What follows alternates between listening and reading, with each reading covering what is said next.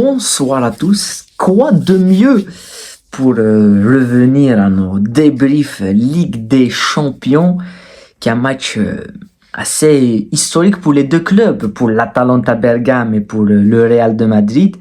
Cette victoire qui certes n'est pas convaincante de la part du Real Madrid, mais elle est extrêmement importante et on va en parler, on va revoir les principales choses qui se sont passées durant ce match. Et bien sûr, en deuxième partie, on reviendra sur les autres résultats de la soirée. On va débriefer cette soirée du mardi de la Ligue des Champions, mais on va plutôt parler du match du Real Madrid. Donc avant de commencer ce débrief, n'oubliez pas de liker et de vous abonner à la chaîne. On va revenir à nos débriefs et à nos analyses du foot international. Il y aura plus de vidéos sur cette chaîne. Il y aura beaucoup plus. C'est arrêté un petit peu. Je pense que le dernier match que j'ai débriefé, c'était le Real Madrid aussi. Je sais plus. Mais le Real Madrid qui s'impose 3-2 dans un match tout simplement attendu. On attendait que cette équipe du Real Madrid affronte une très belle équipe de l'Atalanta, leader de Serie A, avec un début de match avec un schéma plutôt différent. Et 4-4-2, on avait vu toutes les difficultés qu'a pu avoir le Real Madrid dans le championnat, que ce soit face à Bilbao, face à Liverpool. Et donc moi j'attendais plus. J'attendais pas le Real Madrid parce que je sais que cette équipe, c'est 15 Ligue des Champions, c'est l'équipe Ligue des Champions, c'est l'équipe qui se transforme dans les grands matchs, c'est l'équipe qu'on a vu à Liverpool, la tête sous l'eau, mais si Mbappé met le penalty, je pense pas que c'est le même match. C'est une équipe qui est programmée comme ça. Donc, moi, j'attendais de voir un petit peu cette équipe de l'Atalanta parce que pour moi, je suis assez perplexe sur les équipes qui jouent bien. On dit souvent c'est une équipe qui joue bien, Brighton, l'Atalanta, Leipzig, voilà, c'est des équipes qui jouent bien. Mais est-ce que c'est des équipes qui vont jouer au bout des choses? C'est des équipes que quand il y a ce rendez-vous qu'il faut pas rater, eh bien ils y vont. Je me rappelle dans les années 2000, une équipe comme l'Olympique Lyonnais qui jouait et qui quand ça affrontait des gros en Champions League, ben, ça les battait. Ça tapait le Bayern, ça tapait le Real Madrid, ça tapait ces équipes. Est-ce que cette équipe de l'Atalanta peut faire ça? Elle est leader de Serie A. Ils peuvent gagner la Serie A, l'Atalanta. Mais est-ce qu'ils sont capables de faire chuter le Real Madrid? Eh bien, j'attendais ça. Et au fond de moi, je savais qu'ils n'étaient pas capables. Je savais que ce grand rendez-vous, ben, les petits détails, quand on voit le deuxième but qu'ils encaissent de Vinicius, quand on voit le premier but qu'ils prennent avec Mbappé, c'est difficile pour eux. C'est difficile. Et même les choix de Gasperini, pour moi, sont un petit peu discutables. Mais bon, on a vu Mbappé avec Vinicius devant, Tchouaméni et Rudiger dans l'axe, Vasquez et Garcia sur les côtés, Valverde et Ceballos au milieu. Un très bon match de Ceballos, hein, il faut le dire. Diaz aussi, très bon match. Vinicius un petit peu sur le côté. Et Jude Bellingham au milieu de terrain aussi. Et du côté de l'Atalanta, c'est du classique. L'entame de match était bon pour l'Atalanta, mais bon. Tu encaisses ce but de Mbappé qui pour une fois a une réussite, qui pour une fois ça lui sourit.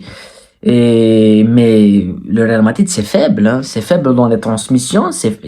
Moi ce qui me dérange et ce qui me frappe quand je vois le match et quand je vois les minutes qu'a joué Mbappé, il n'y a pas une connexion entre Vinicius et Mbappé. C'est-à-dire qu'ils ne se trouvent pas. Même avec la passe, ils ne se trouvent pas. Donc même lors le premier but on voit, mais même lors du deuxième but marqué par Vinicius, il vient de nulle part le but. Le but, il vient à cause de la naïveté, de cette incapacité qu'a cette équipe d'Atalanta d'être au rendez-vous et d'éviter ce genre d'erreur. Et après, derrière, ils ont cassé le troisième but. Donc, je pense que c'est un match où le Real va respirer, le Real va monter dans le classement, on va jouer les play. Moi, ceux qui disaient le Real Madrid ne peut pas se qualifier, le PSG va pas se qualifier, pour moi, c'était blague, ça, parce que bah oui, quand tu vois Brest, quand tu vois ces équipes qui se qualifient, quoi que tu fasses, on l'avait dit au tirage au sort, quoi qu'on en dise, ça crée un petit suspense comme ça pour ceux qui, voilà, mais en finale, les grands noms seront là, parce que le Real Madrid va être là, ne peut pas se faire éliminer en la saison régulière, c'est impossible que ça se passe, impossible, même s'il perd ce soir. Ils ont 2 matchs, ils les gagnent, ils sont en deuxième tour. Donc voilà. En deuxième mi-temps, ce qui m'a un petit peu agacé, c'est que dans les 10 dernières minutes, le danger de cette équipe de l'Atalanta, c'est Lookman, qui est sur le côté gauche. Je ne sais pas pourquoi, quand Gasperini fait rentrer Zaniolo, il fait bouger Lookman dans l'axe pour permettre à Zaniolo de prendre le couloir. Pourquoi? Alors que normalement, tu laisses Lookman. Là, il a fallu qu'il reste 4 minutes pour qu'il se dise mais j'ai fait une erreur. Je remets Lookman dans le côté. Et là, il y a la dernière occasion où l'Atalanta peut même marquer à la dernière seconde. Ce qui est surprenant. Voilà. En tout cas, ça, c'est pour l'ensemble du match. La blessure d'Mbappé, qui est le fait un petit peu marquant de ce match aussi, je l'ai trouvé mieux. J'ai pas eu l'occasion de parler de Mbappé parce que tout le monde parle et que ça m'intéresse pas en réalité. Moi, j'aurais voulu face à Bilbao faire une vidéo. Vraiment, j'avais pas le temps de la faire parce que pour moi, ce jour-là, tout le monde parle. Ah, Mbappé n'est pas en confiance. Ah, Mbappé, c'est juste qu'il a pas le niveau. Oui, il doit s'adapter.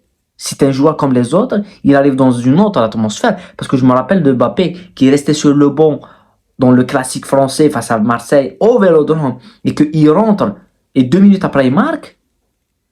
L'atmosphère au Vélodrome, il y a le feu, il y a la pression et tout. C'est pas la même chose à Saint-Mamès. À Saint-Mamès, t'as une pression monumentale du public et tout, mais t'as des joueurs de très très haut niveau de face.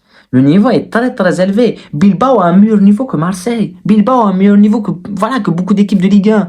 Donc il doit s'adapter à ça. Il doit s'adapter à être dans des atmosphères qu'il connaît pas. Oui, il a joué la Coupe du Monde, l'équipe de France, c'est pas la même chose. L'équipe de France, c'est une équipe, tout est bâti autour de lui, il y a des joueurs qui courent à sa place, voilà. Mais là, il va s'adapter. Et donc, pour moi, il y a eu du mieux. Voilà, il faut dire, il y a eu du mieux. Mais il est très, très loin. Et je pense que sa blessure, elle va le freiner. Mais, heureusement, il a marqué et ils ont gagné. Donc là, pour Ancelotti, c'est bien. Parce que là, il se dit, le Barça, ils n'arrivent plus à mettre un pied devant l'autre. On va parler du Barça demain, dans un match exceptionnel face à Dortmund, deux équipes qui jouent bien. Donc si je gagne face à Valence, je deviens premier. J'ai la Coupe du Monde de club que je vais chercher. La crise que vit le Real Madrid, réellement, c'est une crise qui vit chaque saison. Chaque saison, il y a cette crise de « Ah, le Real, Ancelotti, c'est fini, il doit partir ». Et je l'ai dit, je pense que c'était lors du tirage, j'ai dit « Oui, le Real n'est pas bien et tout ». Mais qu'est-ce qui nous prouve que dans 5 mois, ils ne seront pas en finale en Champions League et ils ne gagnent pas ce 16e titre? Qu'est-ce qui prouve ça? Il n'y a rien du tout parce que c'est une équipe qui sait se sortir de ça. Et le Real Madrid, la différence car le Real Madrid des autres clubs, du Barça, de Liverpool, du Bayern et tout, ils n'ont pas une obligation de jouer bien, de bien jouer. Aujourd'hui, ils ne jouent pas bien. Il y a des fautes tactiques, il y a Ceballos qui sur un corner tombe, il y a Vasquez qui chute, il y a Vinicius qui joue la montre, il y a Rudiger qui rentre dans la tête de Ketteler dès le début du match. Donc il y a cette expérience-là qu'ils ont que les autres clubs n'ont pas. Voilà. Donc voilà, c'est une belle victoire du Real Madrid, c'est une belle victoire, hein. Mais c'est pas un bon match. De leur côté, du côté du jeu pour eux. Mais c'est une belle victoire, c'était un très bon match. On a vu de l'intensité, du rythme. Mais il y a beaucoup de travail qui attend le Real Madrid. Parce que ce soir, ils jouent une équipe naïve. Parce que je pense pas que c'est la même chose s'ils jouaient, je sais pas, s'ils jouaient Leverkusen, je pense pas que ça soit la même chose. S'ils jouent l'Inter, c'est pas la même chose. Donc, mais ils ont joué une équipe jeune qui connaît pas beaucoup en Champions League. Voilà. On va dire un mot sur les autres matchs de la soirée. Oh, bien sûr, évidemment, il y a beaucoup de choses à dire sur les autres matchs de la soirée. On va commencer par les principaux résultats. Liverpool qui gagne à Girone. La victoire de Leverkusen face à l'Inter. Là, c'est une belle victoire, mais aussi Brest qui s'impose face au PSV Eindhoven, Club Brugge qui s'impose face au Sporting, l'Aston Villa qui gagne à Leipzig, le PSG qui respire face à Salzbourg et le Bayern qui gagne 5-1 face au Shakhtar. Donc les principaux résultats, c'est bien évidemment le Brest qui gagne, Leverkusen aussi. Leverkusen qui prend la deuxième place derrière le Liverpool. Aston Villa qui prend aussi en ex-aequo avec l'Inter. Et Brest aussi. Brest, ils sont cinquième de la Ligue des Champions actuellement. Devant le Barça qui jouera demain et devant Dortmund. Donc le Barça peut, en cas de victoire, reprendre la deuxième place. Mais quand tu vois les 8 premiers, tu as Liverpool, Leverkusen, Aston Villa, Inter, Brest, le Barça, Dortmund et le Bayern. Et l'Atalanta, ils ont raté une occasion. S'ils gagnent ce soir, ils seront dans. Et demain, bon, il y a beaucoup d'équipes qui peuvent aussi être dans ce classement, comme Arsenal, comme Monaco, comme Lille. Mais c'est surprenant. Le sans faute de Liverpool, prochain match, ils joueront Lille. C'est surprenant, mais c'est une Ligue des Champions surprenante. Mais pour moi, ce qui me surprend, c'est Brest. Brest, qui va jouer les huitièmes de finale. Calmos, ils vont pas aller au playoff. Non, ils vont pas aller au playoff. Pourquoi aller en playoff quand on bat le PSV, quand on fait des matchs monstrueux face à Leverkusen, ils ont pas joué des peintres aussi, hein.